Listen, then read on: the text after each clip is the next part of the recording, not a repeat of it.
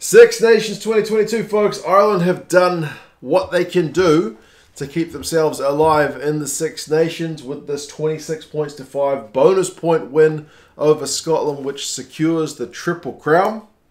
It's all in France's hands as to whether they end this competition as champions or whether they falter at the last hurdle and hand it to Ireland. We'll have to wait and see for that game, but for this game we'll go through some key events, some stats, and you guys can let me know your thoughts on the game. Please do, because I just watched Stuart Hogg in his little post-match on-pitch interview, and his interpretation of how the game went is somewhat different from what I watched. He was there, so maybe he had a better view of it, but he said Ireland were obviously the better team, but thought that Scotland were in control for periods and missed a bunch of chances. I would have said if anybody missed chances in this game, it was the Irish. Personally, I feel like the Scots' defence was pretty rock solid at times and managed to get themselves out of some pretty hairy situations. But anyway, the game starts pretty helter-skelter. Scotland running out their own 22. Ireland doing the same. James Lowe put boot to ball.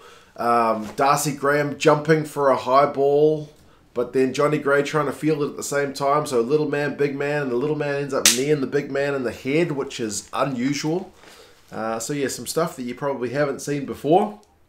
And then 13 minutes, Johnny Sexton kicks a pretty sweet 50-22. Like, he's got a big old smile on his face. Like, he's very happy with that kick.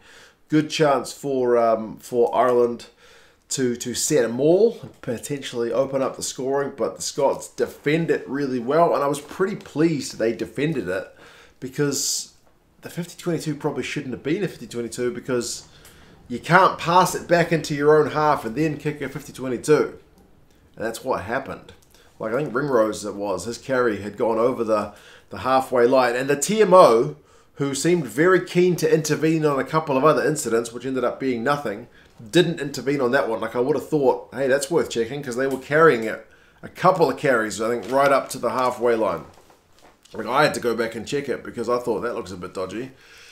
If I can do it, sure the TMO can do it. No. But anyway, Scotland don't get punished for that error, and they managed to hold out. But not so about 3 minutes later. Ireland have got another chance to maul it. Henderson, good take in the air, and Sheehan ends up mauling over for the first points of the game. So 7 points to 0 for Ireland. Scotland are under a heap of pressure again, not too long later. Darcy Graham tries to clear that one, goes off the side of his boot, but then from the next Irish attack, Tadhg gets a breakdown penalty, so it kind of gets them out of jail, able to exit. This is the kind of stuff I'm talking about. There's more situations like that where Scotland are down their own end, but that's another one. But again, it's only a kind of temporary reprieve, because Healy ends up going for the next one. It's like, I don't know how many phases did the Irish go. It was a few. And Cian and Healy kind of managed to burrow over to make it 14 points to 0. Looking pretty comfortable, I thought, to be fair, at that point, the Irish. But the Scots did have a decent period of pressure down the Irish end to hit back, and it was that man Scuman, who I think the TMO doesn't like, because he looks at a couple of incidents for Scuman. First of all, he says that he reckons there's been a double movement in Scuman's try, because Scuman picks it up from the base of the ruck, looks to pass, ends up kind of burrowing over himself, and the ref, I think correctly, tells the TMO to take a hike, and that there was no double movement, because the TMO is saying that he gets his knees on his ground and then on the ground and propels himself again. I didn't see it that way. It looked fine to me. I would have thought, unless it's absolutely clear and you're 100% sure. Well, I know it's tough because they're under time pressure, the TMOs. They've got to make the call out before the kicker takes the conversion.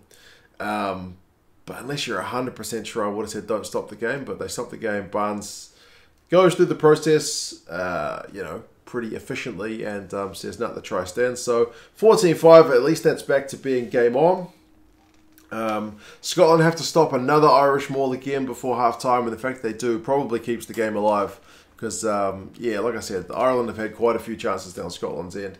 Half-time, run meters are 272 to 244, so that's pretty high. compared to a lot of the Six Nations thus far this year. Possessions 52-48 to Scotland, but territory 52-48 to Ireland. So a pretty even split. Clean breaks is 2-3. Interestingly, Kinghorn's only had like 2 runs for 1 metre. He's often just shoveling the ball sideways, which I just thought, I don't know. If you're going to play Kinghorn, I would have thought he's going to run the ball more because he's a really good strike runner. I don't know.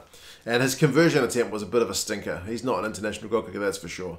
So, yeah, the question about him at 10 still remains. I still think it was a bit of a deep-end decision to chuck him in there. I know that there was off-the-field stuff with Price and Russell and Hogg going out to have a beer, which maybe influenced the decision-making. I'm not sure, but yeah, anyway, that was it at halftime. Second half, more pressure from Ireland man. Jamison Gibson-Park was lively. He tapped and went, so, you know, really getting the Irish boys on the front foot. But that being said, the Scots were denied, and maybe this is what Hogg's on about, because they did miss a chance on 48 minutes when there's a big old line break. Hogg goes in for the corner. It's frustrating because he's got at least 2 guys supporting him, but he backs himself, kind of like it was a similar incident in the Italian game against Wales where Ioane backed himself, but Hogg backs himself to beat Keenan, and he doesn't. He can't do it. Keenan with a proper try-saving tackle. I feel like if Hogg passes there, they probably score, but again, hindsight's 2020. Then the TMO intervenes again to check a carry from Priya-Skuman again in the build-up to make sure he's not kind of led with an elbow on Henderson's face. It just looked like he was bracing the ball for mine. I don't think there was much in it. Certainly, if you can spot that, you can spot a freaking 50-22 being passed back into the own half. But anyway, I'll not go on about that anymore. So, yeah, there's nothing doing from there. It's a missed opportunity for the Scots in the end of it. Ireland 55-metre line out on 54 minutes. Scotland contest it in the air and steal it, which is brave, seeing as how good the Irish maul is. But sometimes I say, man, like if the other team's mauling well, you back yourself in the air, and they did. So it's another chance that the Irish missed. I feel like I've got a lot more of those written down than the other way around, despite what Hoggy said after the game. But, I mean, he did say the Irish were the better team, to be fair, in case any of the Irish pundits take that one the wrong way. But, yeah, the Scottish scrum was under the pump for a wee bit, and there was a line-out move from the Irish. They decided not to maul it this time. Doris knocks it on. So, I don't know, man. If I was Irish at that point, I would have been kind of banging my head on a wall. But, I mean, you got to give credit to the Scottish defence. Their tackling percentage by the end of this game is phenomenal. Like, they may concede 4 tries, but they honestly defended for large periods, like at the breakdown, getting penalties, making tackles, in the era of lineouts, at maul time. Like, a lot of aspects of their defence had to hold pretty well. So, we do have to give them big credit for that. However, finally, Van der Flier went over after a bunch of phases. It looked like there might have been an arm under it, but they apparently had a look at it. It wasn't Priya-Skuman scoring the try, so they didn't bother to have a long look at it. But, I mean, yeah, Van der Flier goes over. The ball was definitely down on 60 minutes. So, 21-5 puts them within touching distance of that bonus point that Scotland bring on Finn Russell. But, yeah, there's not a lot doing. They end up chucking the ball straight into touch. The passing and attack is not quite there for the Scots. On 70 minutes, the Scots have an attacking line out in the Irish 22. And I wrote, like, you need to score now. And to be fair, Russell put, like, Bennett into a nice wee gap, and he goes bloody close. They go back for the advantage again. They maul it, but then nothing comes of it for the Scots. So it's probably game by then, eh? They had to score that one. It was probably already game, but they had to score, and they didn't. 77 minutes is a wee bit of handbags. Ben White gets yellow carded for a deliberate knock-on. The crowd is absolutely belting out some songs, getting behind their boys to push for that bonus point. And sure enough, they get it on 79 minutes.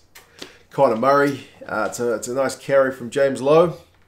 And he one-handed manages to get the ball out of... There's a maul that's just suddenly formed around him as the Scottish tacklers tried to hold him up. He gets the ball away one-handed to Murray, who's able to beat Darcy Graham over for the line. So the bonus point secured at the death. They missed the final conversion, so it's 26-5.